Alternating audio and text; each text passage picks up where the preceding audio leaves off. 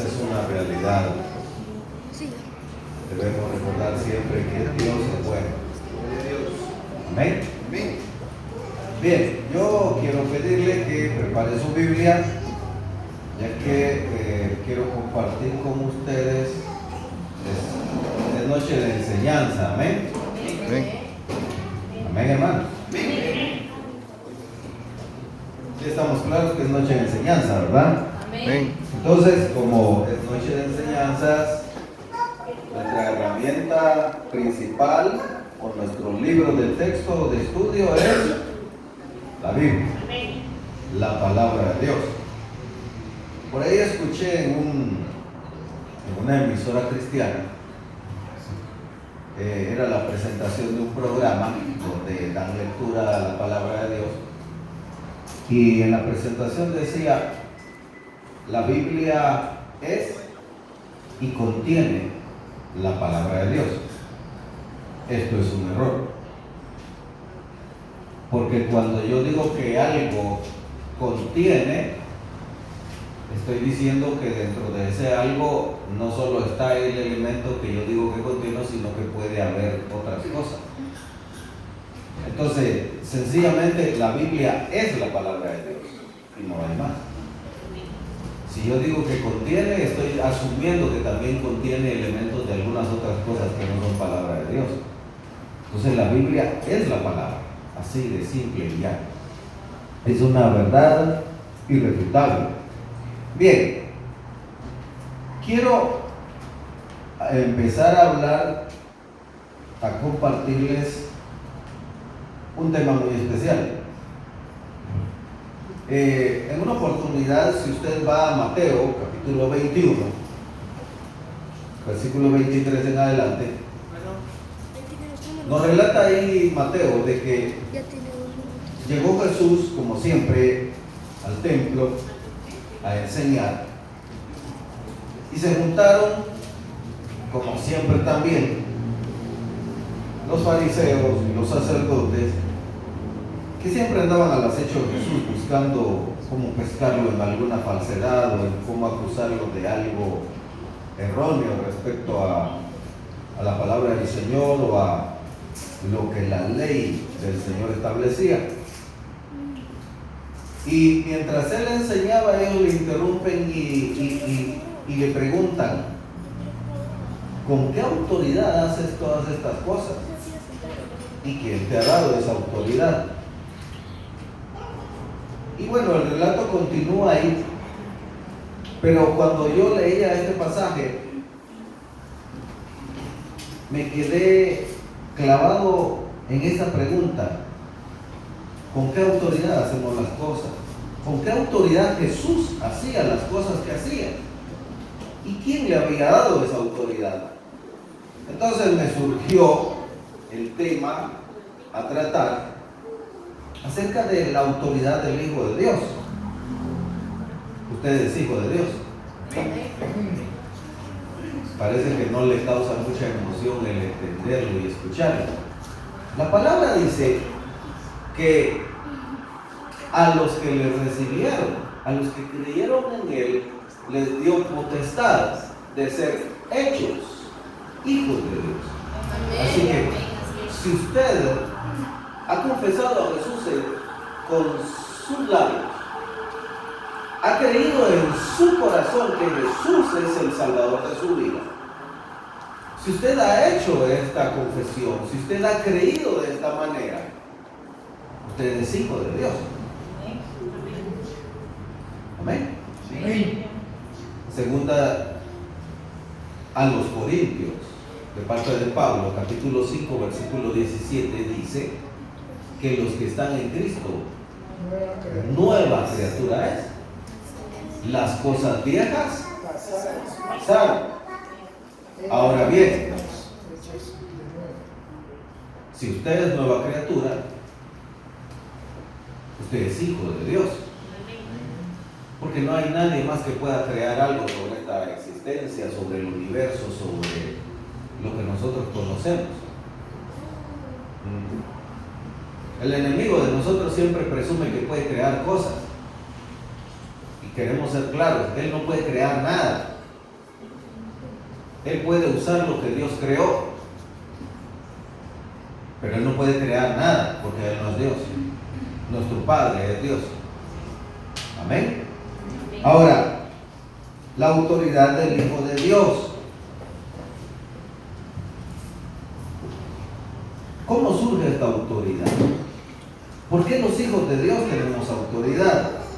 ¿Qué clase de autoridad tenemos? Son preguntas que no inquietan a mucha gente, a menos que escuchen hablar del tema a los nuevos supersiervos de Dios que andan por ahí y que hablan referente a que supe de alguien que le ordenó a un huracán que se alejara del territorio donde él era quien tenía autoridad.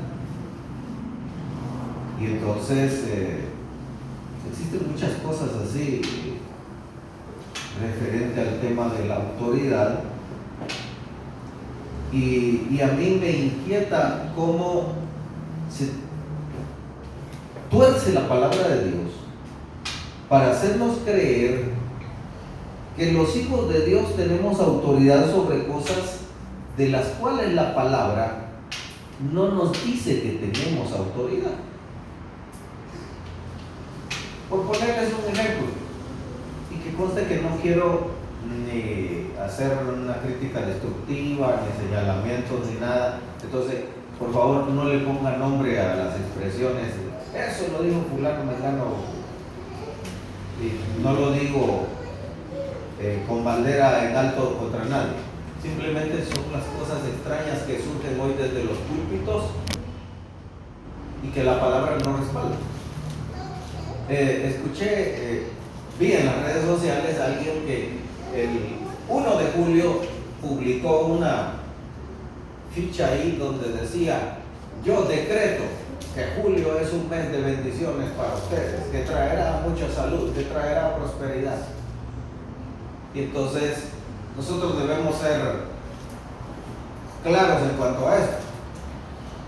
Si nosotros pensamos por un momento de dónde surge un decreto, el decreto surge de una máxima autoridad, ¿amén? ¿Sí?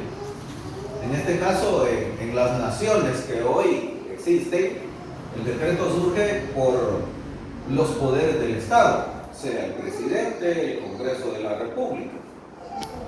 ¿Amén? ¿Estamos bien ahí? En la antigüedad no existían estados, repúblicas como existen hoy, existían reinos. Y el único que podía decretar en el reino era el rey. ¿Sí? El rey era el único que tenía la potestad para emitir decretos en su reino. Y entonces, digo yo, ¿cómo alguien puede venir así de fácil y decir: yo decreto? Nosotros pertenecemos a un reino. Amén. Y el nombre lo identifica plenamente, que es el reino de Dios. Eso nos deja en claro que el rey es ¿quién? Dios. Dios. ¿Hay otro rey? No. El Señor le dice a Israel: escucha, oh Israel, y aprende. Jehová es Dios y no hay más. Amén. Él es rey en el cielo y en la tierra. Entonces, ¿de dónde se sacaron que nosotros podemos emitir decretos? Tenemos un rey y es el único que puede decretar. Ahora, él ya emitió decretos a nuestro favor. Aquí está la Constitución, la Carta Magna del reino al que nosotros pertenecemos. Lo que Dios dice aquí que es para usted es suyo. Lo que Dios dice que usted no puede hacer, aquí se lo aclara y usted no puede hacerlo. Amén. Si alguien quiere estar emitiendo decretos, se enfrenta a un problema legal, porque o está usurpando el trono o quiere establecer un nuevo reino. En la eternidad pasada, antes de la creación del mundo, hubo alguien que quiso establecer un reino semejante e igual al trono de Dios. Y ustedes saben de quién hablo. Y no le resultó su jugada. Muy bien. Pero bien, quiero dejar un poco eso por un lado porque quiero entrar al tema. Que conste que sé que hay muchas preguntas o surgirían muchas preguntas o inquietudes referente a eso, espero yo. Pero he tomado este tema como una primer parte. La fuente de la autoridad. Quiero hablar un poco de la fuente de autoridad. Los hijos de Dios tenemos autoridad, ciertamente. Ok, lo vamos a ver en la palabra. Pero quiero que ustedes entiendan cuál es la fuente de autoridad del Hijo de Dios. Nadie tiene autoridad si no es delegada de alguien superior. Es decir, que ninguno de nosotros tenemos autoridad por nuestra propia cuenta. Nadie puede decir, yo me doy autoridad para hacer esto. La autoridad siempre es entregada por alguien superior a mí. En el caso nuestro, nuestro Rey, nuestro Dios, es el único que nos puede dar autoridad. Nadie más. Entonces, con que alguien venga y le diga, mira hermano, le voy a impartir autoridad, perdón, eso no funciona así. Es Dios quien da autoridad. Alguien dice, hermano, porque yo no puedo tener autoridad en mi vida, mire que mi carne me doblega. Ah, bueno, pida a Dios tener esa autoridad. Busque a aquel que delega la autoridad. La autoridad viene siempre de alguien superior, no puede venir de alguien igual que yo. Amén. Porque entonces lo hago superior a mí. Y superior a mí solo es Dios, mi Padre, mi Rey. Amén. Fíjese que en Lucas capítulo 7 y versículo 8 está el relato de aquel centurión que pide sanidad por un siervo suyo y manda a decir estas palabras a Jesús: porque yo soy hombre puesto bajo autoridad. El centurión era un oficial de la milicia que comandaba 100 soldados. Pero fíjense que él no dice yo estoy puesto como autoridad sobre otros, sino que él dice yo estoy puesto bajo autoridad. Él estaba bajo la autoridad del general del ejército romano, y el general del ejército romano está bajo la autoridad del emperador. Pero interesante que el centurión le dice a Jesús, solamente di la palabra y mi siervo sanará. Yo entiendo cómo funciona esto, tú solo tienes que dar una orden porque yo también soy hombre bajo autoridad. Y digo a mi siervo, ven y viene, hace esto y lo hace. Él está reconociendo que Jesús es alguien que tiene autoridad y que la autoridad de Jesús viene de alguien superior a él. Tanto que Jesús voltea a sus discípulos y le dice, estoy impresionado, ni aún en Israel he encontrado tanta fe.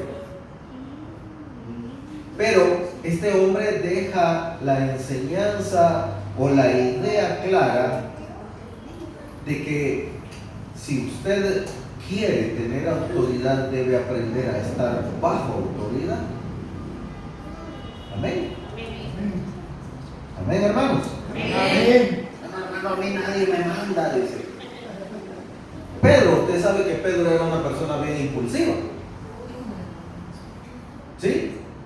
Imagínese que Pedro, sin orden de Jesús, viene, saca la espada y agarra a Malco y le iba a recortar la patilla, pero se le fue un poquito. Y nadie le dijo nada. Nadie le dijo que lo defendiera al Señor. Pedro era una persona bien impulsiva, y hay un momento en que Jesús le dice, va a venir el momento en que otro te va a seguir y te van a llevar donde no quieres. Lo que Jesús está diciendo, Pedro, tienes que aprender a estar bajo autoridad. No, hermano, es que mi carácter es así, yo no me dejo de nadie. Por eso es que tiene problemas de autoridad. Porque no está bajo la autoridad de Dios. Porque no está bajo la autoridad que Dios establece en un lugar. Amén. Una pareja discutía porque el hermano, bueno, sí, digamos que hermano, le decía a la esposa: mira, la Biblia dice que la mujer debe estar sujeta al marido. Sí, le dijo ella, así como el marido está sujeto al Señor. Pero esa otra parte del versículo él no lo leía. Él quería que la esposa estuviera bajo su autoridad, pero él no quería estar bajo la autoridad de Dios. Y nos gusta la idea de ser los que mandamos, ¿verdad? Alguien me preguntó en una oportunidad: hermano, ¿y quién manda en la casa? Jesús, le dije. Ah, no, pero el hombre de la casa. Ah, bueno, ese es otro asunto. Pero el que manda en la casa debe ser Jesús. Él es el Señor. Y si yo me sujeto a su autoridad, Él me confirma con autoridad en mi hogar. Así que ya entiende usted por qué a veces los hijos cuesta que le hagan caso a uno, ¿verdad? Cuando nosotros no nos sujetamos, es difícil que los que están bajo nosotros se sujeten a nosotros. Amén. La autoridad viene de arriba. Cuando Jesús está frente a Pilato, en Juan capítulo 19, verso 11, fíjese que se me está yendo el tiempo y apenas voy al primer punto. Juan 19, 11, Pilato le está haciendo preguntas a Jesús acerca de los que lo acusan. Y Pilato le dice: a mí no me respondes, ¿no sabes que yo tengo autoridad para soltarte o para castigarte? Y Jesús le responde sencillamente así. Juan 19, 11, respondió Jesús: ninguna autoridad tendrías contra mí si no te fuese dada. ¿De dónde? ¿De dónde viene la autoridad? Toda fuente de autoridad viene de arriba. Amén. Si usted quiere tener autoridad, debe aprender a estar bajo autoridad divina. Amén.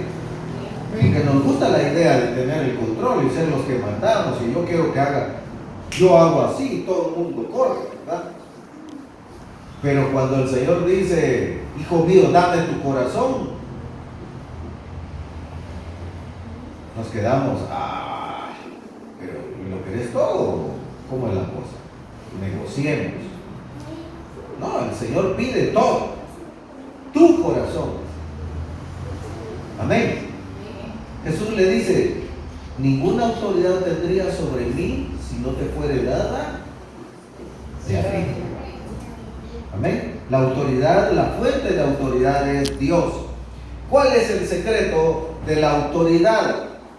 El secreto de la autoridad, para poder ejercer nosotros la autoridad, debemos entender, en primer lugar, que si nosotros aprendemos a ser humildes y a ser obedientes, Dios nos confirma como autoridad sobre los que deben estar bajo nuestro cuidado. Y conste que estoy hablando correctamente, porque tenemos la idea de que si tenemos autoridad es porque somos jefes, y más que jefes tomamos la figura de capataz y queremos mandar simplemente a los demás. Hermanos, liderazgo es responsabilidad de los demás,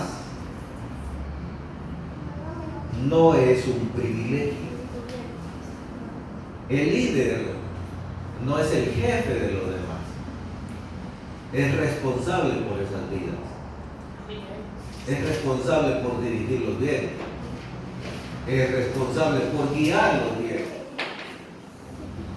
Liderazgo de parte de Dios significa responsabilidad adquirida. Amén. Usted dice, hermano, yo quiero ser líder. ¿Para qué? ¿Entiende lo que es ser líder?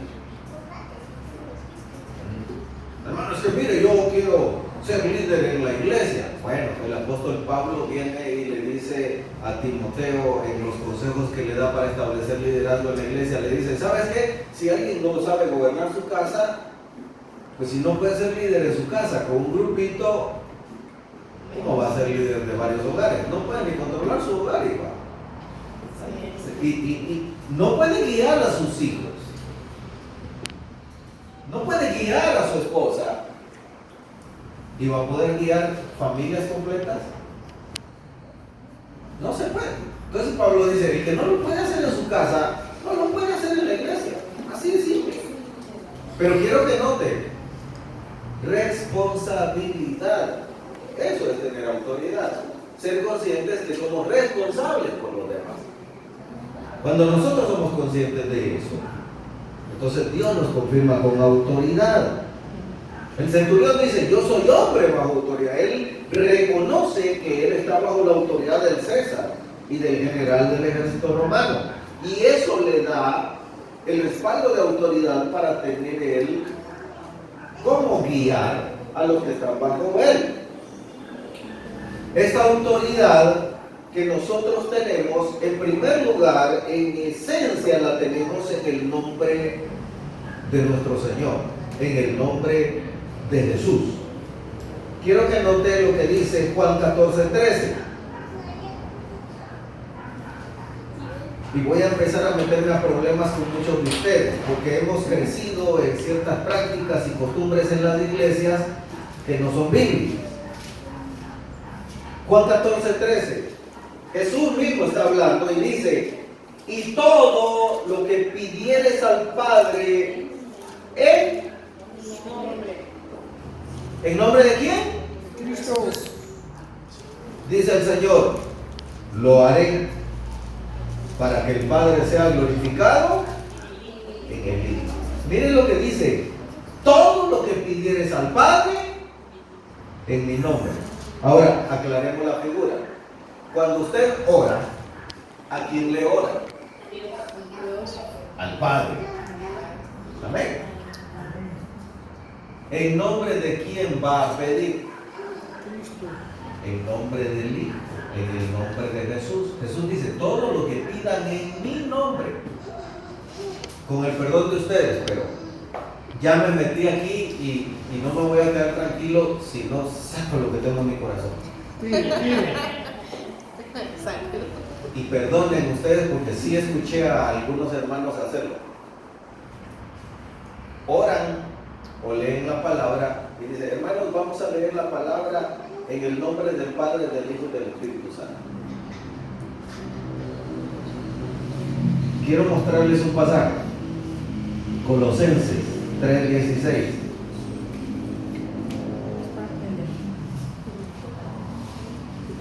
Y perdón, pero mi interés es ayudarles y corregirles con la palabra, lo que la palabra nos enseña. 17 es. Dice ahí el apóstol Pablo a la iglesia de Colosas, dice, y todo lo que hacéis, sea de palabra o de hecho, hacedlo todo en el nombre de quién? Señor Jesús. Usted lee la palabra en el nombre de Jesús. Usted ora al Padre en el nombre de Jesús. Amén. Ahora, yo sé que usted me va a decir, hermano, pero entonces, ¿por qué hay pastores que dicen en el nombre del Padre, del Hijo y del Espíritu Santo? Yo no sé por qué ellos lo usan así. La orden ministerial que Jesús le dio a los discípulos es, el discípulo o el pastor, el ministro de Dios, cuando va a bautizar a un miembro, el miembro viene en el nombre de Jesús a obedecer un mandamiento. El ministro, Jesús lo dice, ustedes van a enseñarles a guardar todas las cosas que yo les he mandado y los van a bautizar en el nombre del Padre, del Hijo y del Espíritu Espíritu Santo. Entonces, el ministro, cuando bautiza a un miembro, dice: yo, conociendo de tu fe y de tu declaración de aceptar a Jesús como Señor y Salvador de tu vida, te bautizo en el nombre del Padre, del Hijo y del Espíritu Santo. Y lo sumerge y lo saca. Jesús dio esa orden al ministro. Pero es el único momento en que Jesús autoriza invocar de esa manera al Padre, al Hijo y al Espíritu. Y Jesús utiliza ese orden. Pero los creyentes, todo lo que hagáis, dice Pablo, hacerlo todo, sea de palabra o sea de hecho, hacerlo todo en el nombre de Jesús. Ahí está el texto. Yo no soy partidario de eso, pero si usted lo hace, subraye, márquelo, apréndaselo. No sé, ponga un separador ahí. Léalo nuevamente y órele al Señor. Pero quiero que usted esté consciente de que el secreto de la autoridad es cuando nos basamos en la palabra de forma correcta. Jesús dice: todo lo que pidieres al Padre en mi nombre, no, ¿quién?